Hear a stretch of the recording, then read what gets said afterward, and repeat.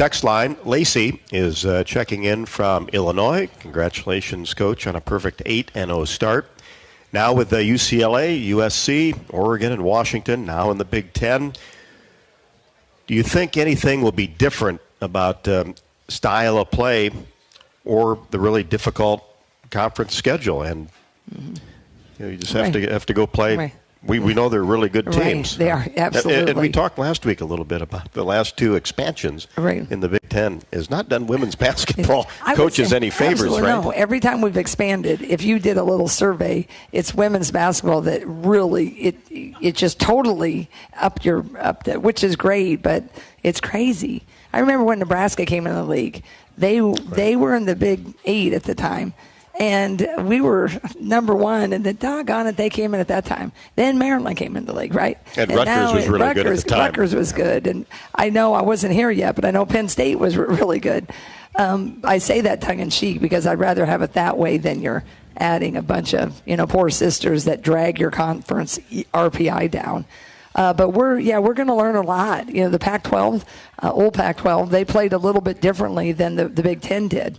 So it's going to be interesting to see how, who kind of wins, what style when we, go up against each other. But obviously UCLA and USC, I mean, they're both in number one right now is UCLA, and I think USC is still in the top 5 or certainly the top 10.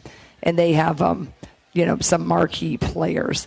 So it's going to be pretty fun. This year they start out in Carver. So we'll get to see those teams, and we'll go on the road to play at Oregon and Washington. So I'm as excited as you are, Lacey, to see kind of how is it going to shake down. Yeah, it will be a lot of fun, Lacey. Appreciate your comments very much. And undefeated teams in the Big Ten right now: Michigan State, Penn State, Minnesota, UCLA, Maryland, and Ohio State, and Iowa. And what UCLA did to South Carolina, boy, that was not that they won the game, but by that margin. Yeah. Wow. Yeah. I tell you what, their 6'7" center, some of you may know, but she was a high school teammate of Addie O'Grady.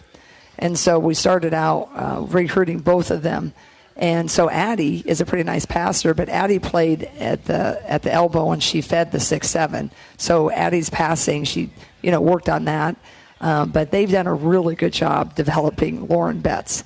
And 6'7", and we saw last year against South Carolina with Cardosa. When they turn the corner, those taller players, extremely taller players, I mean, there's really not much you can do, guys. I don't care. I don't care how much of a guru you are. 6'7", and you might be 6'4" or 6'5", but that is just amazing height difference, 3 inches, right? And Lauren Betts is looking extremely good on the, I watched a little bit. I haven't broken him down yet.